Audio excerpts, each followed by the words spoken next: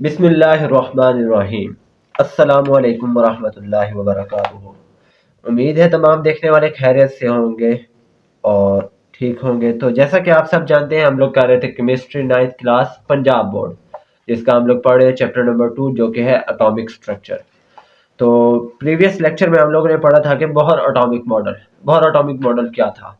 Bohr atomic model basically था, नील Bohr एक scientist था जिसने 1913 में हाइड्रोजन एटम के हाइड्रोजन एटम के लिए एक मॉडल तैयार किया था जिसको हम कहते हैं बोहर एटॉमिक मॉडल। उसके अंदर उसने हमें क्या बताया था कि एक जो एटम है, एक जो एलिमेंट है, उसका जो एटम है, उसके जो न्यूक्लियस है, न्यूक्लियस के गिर्द शेल्स है। उसने उन शेल्स को नेमिंग की थी और उसके अंदर सब शेल्स और ऑर्बिटल्स के बारे में बताया था। तो आज हम पढ़ने जा रहे हैं atomic number and mass number. तो सबसे पहले देखते हैं कि एटॉमिक नंबर और मास नंबर होते क्या हैं। तो एटॉमिक नंबर से मीन्स कि जो नंबर ऑफ प्रोटॉन्स होते हैं किसी भी न्यूक्लियस के अंदर, किसी भी एटम के न्यूक्लियस के अंदर, उनको हम कहते हैं एटॉमिक नंबर। ठीक है, जो किसी भी एटम के न्यूक्लियस के अंदर नंबर ऑफ प्रोटॉन्स हैं उनको हम कहते हैं atomic number. Electron, proton and neutron are called the fundamental principle of all types of matter. अब जो इलेक्ट्रॉन है, प्रोटॉन है, न्यूट्रॉन है, ये फंडामेंटल पार्टिकल है। फंडामेंटल पार्टिकल से मीन्स कि ये एक ऐसी चीज है जो हर एलिमेंट के अंदर, हर एलिमेंट के हर एटम के अंदर मौजूद है। ये इलेक्ट्रॉन, प्रोटॉन और neutron. In other words, the atom of all the elements present in this world contains same electrons, protons and neutrons. और दूसरे हाथ में देखा जाए तो इस वर्ड के अंदर जितने भी एलिमेंट्स हैं, उनके जितने भी एटम्स हैं, उन सब के अंदर इलेक्ट्रॉन, प्रोटॉन और न्यूट्रॉन सेम है।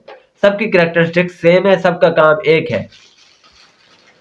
However, an atom of one element differs from an atom of another element because it contains different number of fundamental particles.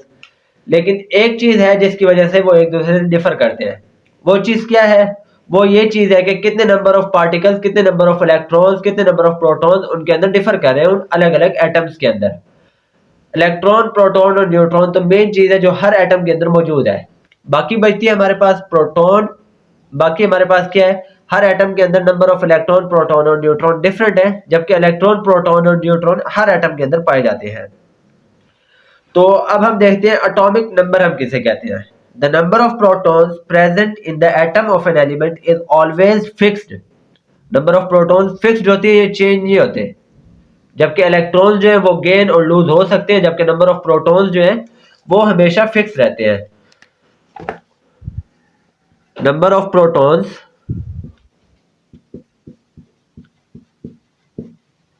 in an element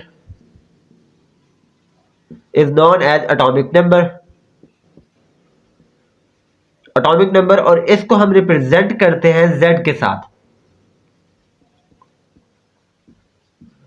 और ये एटॉमिक नंबर हम रिप्रेजेंट करते हैं Z के साथ। तो ये क्या हो गया? Z हमारे पास number of protons present in the element, in the atom.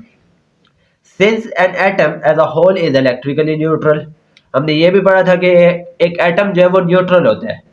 वो एक न्यूट्रल चीज है, वो तब तक कोई काम नहीं करती जब तक उसके ऊपर कोई और चीज अफेक्ट ना करे, उसके अंदर कोई और चीज अफेक्ट ना करे, या वो इलेक्ट्रॉन लूज या गेन नहीं करती, तब तक वो न्यूट्रल रहती है। The number of electrons present in an atom will be the same as the number of protons. और नंबर ऑफ प्रोटॉन जो है वो नंबर ऑफ इलेक्ट्रॉन, ये दोनों इक्वल होते हैं in an element, in an atom. Number of proton is equal to number of electron.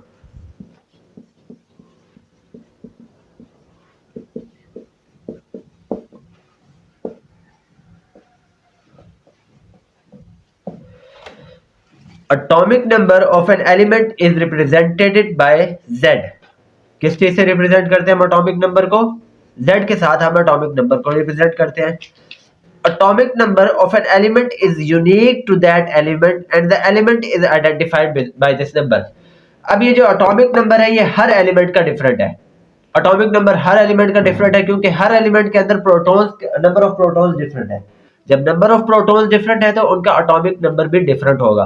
तो इस तरह से क्या होता है, हर एलिमेंट का एटॉमिक नंबर फिक्स्ड है। ठीक है, नंबर ऑफ प्रोटॉन्स पे डिपेंड करता है कितने नंबर ऑफ प्रोटॉन्स है उसके अंदर। नंबर ऑफ प्रोटॉन्स ज्यादा है, नंबर ऑफ प्रोटॉन्स कम है, ये इलेक्ट्रॉन टू एलिमेंट वेरी करती है ये चीज। In periodic table of elements, the elements are arranged according to ascending order of their atomic numbers. अब periodic table में देखा जाए तो ये जो है हमारे पास एलिमेंट्स जो है ये ascending order में arranged है। सबसे पहले atomic number 1, फिर 2, फिर 3, फिर 4, फिर 5, फिर 6। इस तरह जो है atomic number इंक्रीज होते जाते हैं और एलिमेंट्स इंक्रीज होते जाते हैं।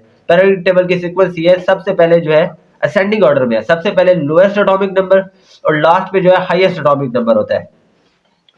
The total number of protons and neutrons present in an atom almost accounts for the total mass of the atom. अब जो हमारे पास टोटल नंबर ऑफ प्रोटॉन और न्यूट्रॉन होते हैं न्यूक्लियस के अंदर, वो किस चीज के इक्वल होते हैं? मास of that atom. Number of protons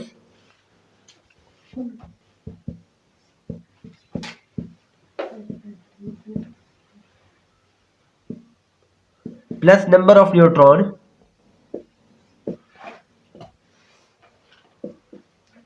is equal to mass of that element, mass of that atom.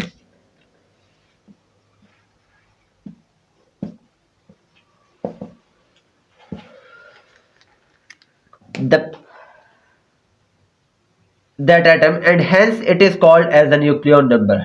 और हम इसको क्या कहते हैं? न्यूक्लियन नंबर कहते हैं। The total number of protons plus neutrons in an atom is known as mass of that atom and is also known as nucleon number और mass number. इसी को हम मास नंबर भी कहते हैं। मास नंबर हमारे पास किस चीज के इक्वल आ गई? Number of protons plus number of neutrons in an atom is equal to mass number और number of protons in an element is equal to atomic number. अब हम मास नंबर को रिप्रेजेंट किस चीज के साथ करते हैं?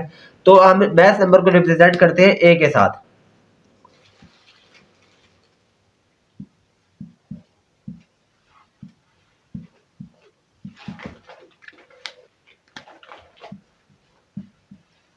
एटॉमिक नंबर को हम किस चीज के साथ रिप्रेजेंट करते हैं? Z के साथ। और मास नंबर को हम लोग रिप्रेजेंट करते हैं A के साथ। तो आज के लिए इतना काफी है। मिलते हैं अगले लेक्चर में। अल्लाह हाफिज।